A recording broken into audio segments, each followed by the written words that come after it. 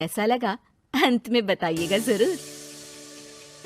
अरे बहू, चाय ले ले, उठ जा बेटा। अरे मम्मी रहने देती ना, मैं उठ तो रही थी। अरे कोई बात नहीं, खाने में क्या बनाना है वो बता दे। देख लो माँ, कुछ भी जो ये कहे बना लेते हैं। बेटा मैंने तो जो सब्जी थी वो काट दी है, तू बस रोटियां बना लेना। ये हर रोज सुबह का सीन था ममता के ससुराल का। एक दिन पड़ोसन कहती है, अरे बहन जी, सारा दिन काम करती रहती हो, थकती नहीं क्या आप? बहू क्या करती रहती है सारा दिन? अरे वो भी कुछ ना कुछ करती ही रहती होगी।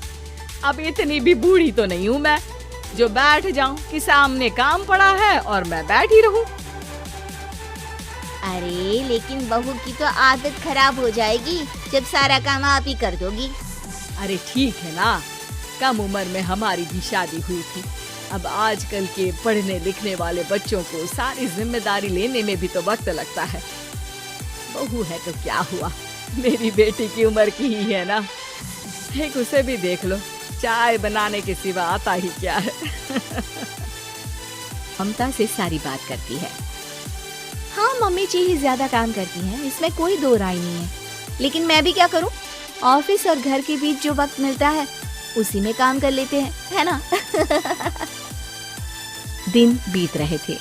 सास बहू के बीच की बॉन्डिंग अच्छी थी, लेकिन जब बहू माँ बनती है तो जो थोड़ा बहुत काम किया करती थी वो भी छोड़ देती है। बहू ये ले, तेरे लिए बनाया है, इसको खाने से बच्चा और तू दोनों स्वस्थ रहेंगे। ठीक है माँ जी। माँ जी, वो बच्चे के लिए गद्दे जो सूख रहे हैं ना छत पर, जरा ले आइए ना। तभी वहाँ पति आ जाता है। अरे माँ रुको, मैं ले आता हूँ, तुम मेरा खाना लगा दो। माँ किचन में चली जाती है। पता है, बगल वाली डॉली है ना, वो लोग हमारी साइड के हैं। उसकी सास ने तो उसकी हड्डियों को मजबूत करने वाले लड्डू बनाए हैं। उसे भी बच्चा हुआ है ना। पता नहीं मम्मी जी क्या पानी सा उबाल कर दे देती है, मैं तो बस वही खा लेती हूँ। अरे तो तुम्हारे साइड बनता है तो तुम अपनी माँ से बोल दो, वो बना देंगी। आहा, माँ की तबीयत ठीक नहीं रहती, तुम जानती हो ना, कैसे बनाएंगी वो। अरे क्या हो गया सासू माँ को? कल तक तो फेसबुक में किटी की फोटो डाल रही थी। अच्छा अच्छा चुप रहिए। डॉली की सास ने मनाया है, तुम लोगों का भी तो फर्ज बनता है। तभी वहाँ सास आ जाती है। ये ले बहू, गर्म पानी की बोतल, गर्म पानी पीने से पेट अंदर हो जाएगा। नहीं नहीं माँ जी, गर्म पानी पीने से प्यास नहीं बुझती। अरे पी लेना बेटा। वो बगल वाली डॉली को तो जानती है ना, जो तुम लोगों के साइड की है। तेरे साथ ही उसका भी बच्चा हुआ था। बेचारे का कोई ख्याल रखने वाला नहीं, सारा काम करती है और रात में बस एक लड्डू खाकर सो जाती है। पेट तो लटक ही गया है और बच्चा तो कितना कमजोर सा है उसका। अच्छा माँ, क्या बात है, डॉली की ये हाल है? क्यों मैडम, क्या कहना है आपका?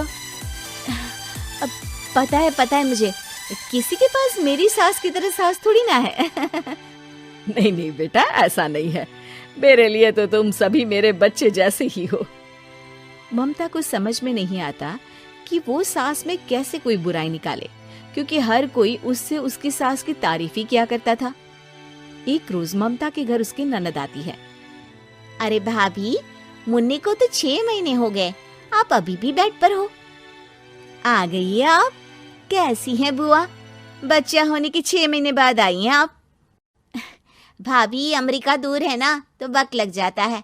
अब इनकी छुट्टी अभी थी तो सभी आ गए। वैसे माँ कहाँ है? थकी हारी सास बेटी को देखकर खुश हो जाती है।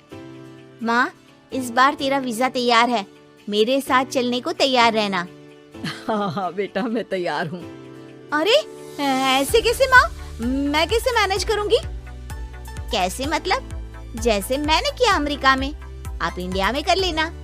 वैसे आपका तो मायका भी पास ही में है ना। हाँ वो तो है, लेकिन वहाँ माँ के पास वक्त नहीं होता। ईश्वर भक्ति में उनका सारा समय चला जाता है। भाभी, बेटी परेशान हो तो माँ का ध्यान आरती में कैसे लग सकता है? समझ में ही नहीं आता। वैसे भी अब माँ को मैं अपने साथ ले जा रही हूँ। माँ को विदेश घूमने का शौक है ना। ममता मन मारकर चुप हो जाती है, लेकिन मन ही मन सोचती है कि वो कैसे सारा काम मैनेज करेगी। पति का खाना, नाश्ता, मुन्ने को नहलाना, धुलाना, फिर रात भर इसके लिए दूध तैयार करना। माँ तो सारा काम करती थी। हे भगवान, ना भाई ना। क्या हुआ भाभी? क्या सोचकर ना भी ना कर रही हो? अरे कुछ नहीं, बस बच्चे के बाद से ही कमजोरी ज्यादा हो गई है ना, तो अचानक से बड़बड़ाने लगती हूँ मैं। अगले दिन ममता अपनी माँ को फोन करती है। राधे राधे। माँ मैं क्या करूँ, मेरी सास तो अमेरिका जा रही है बेटी के पास। अब घर का सारा काम, बच्चा, सब कैसे मैनेज करूँगी। तू आ जाना माँ कुछ महीनों के लिए मेरे पास। अरे ना ना ममता, मेरे बस की बात नहीं है काम धाम। अरे तू तो जानती है ना, मैंने तो तेरे भाई की शादी भी गरीब गांव की लड़की से इसीलिए ही की थी कि वो चुपचाप घर का सारा काम करे। वैसे भी अब तो आदत भी नहीं रही मेरी काम करने की। ममता को माँ पर बहुत गुस्सा आता है। ठीक है माँ, देख लूंगी मैं, लेकिन मेरी मुसीबत के वक्त आप मेरा साथ नहीं दे रही है। अब भूल जाना मुझे। ममता गुस्से में आकर फोन रख देती है और रोने लगती है, लेकिन बेचारी करे भी तो क्या। अब सास और ननद दोनों घर का काम करते। नेहा आराम करती, लेकिन अब आराम में भी उसे चिंता रहती।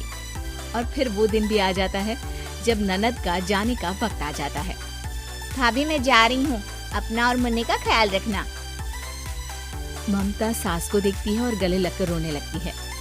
माँ जल्दी आ जाना। सास मुस्कुराकर कहती है, कहाँ से ममता, मैं कहीं नहीं जा रही।